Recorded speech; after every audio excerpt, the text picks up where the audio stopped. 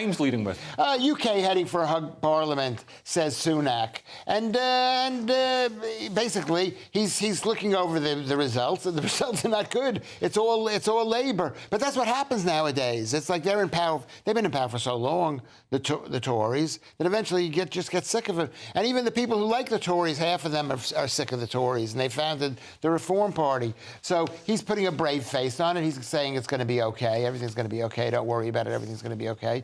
But as I said before, everything's not okay. It's the Tories are dead, I think. I mean, are you this pessimistic? Because I've heard some people say, you know, there are some chinks of light for the Tories in the election results. There's the Tees Valley mayor stayed on. That's about it.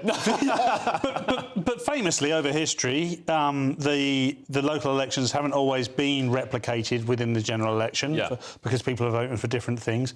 And I think I saw a statistic on Friday that said that this would have meant that Labour would have won a 29% majority. Now, 29% is not as big as people are predicting. Right. So it is possible, particularly with... You don't mean 29%. What do I mean? Do you mean 29 seats?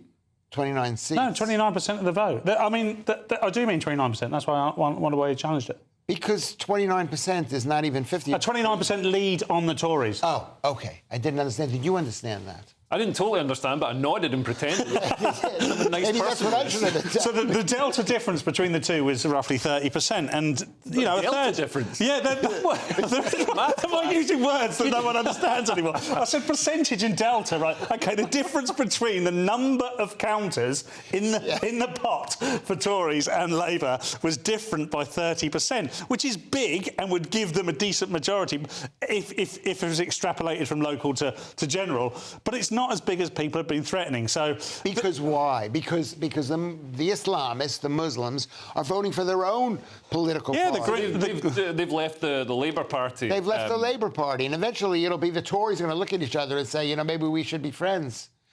I think that's what's going to happen. Well, they are the Labour Conservatives, aren't they? I mean... But I think, you know, Keir has actually done well to push out the sort of more extreme elements of, you know, the Islamists from the Labour Party, because it makes the Labour Party more appealing to Middle England than, you know, than the Labour Party was under Jeremy Corbyn, who, for some reason, didn't have any problem with extremist elements. No, he propped most of them up. But let's just say there is a hung parliament, and I used to say this a lot until about 2 or 3 months ago, and then everyone said to me, you're mad, and I'm starting to believe that they're right. But let's say they do. Who is going to prop them up? It can only be the Lib Dems or the SNP. Yeah, or the Greens. Or the far left Greens of Greenistan.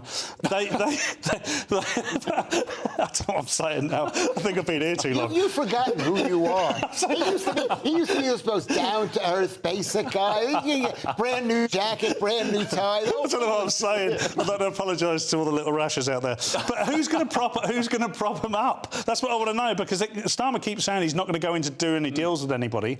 But obviously that's a lot of bunkum. We could do a deal with the Tories, seeing as they're virtually identical parties at the moment.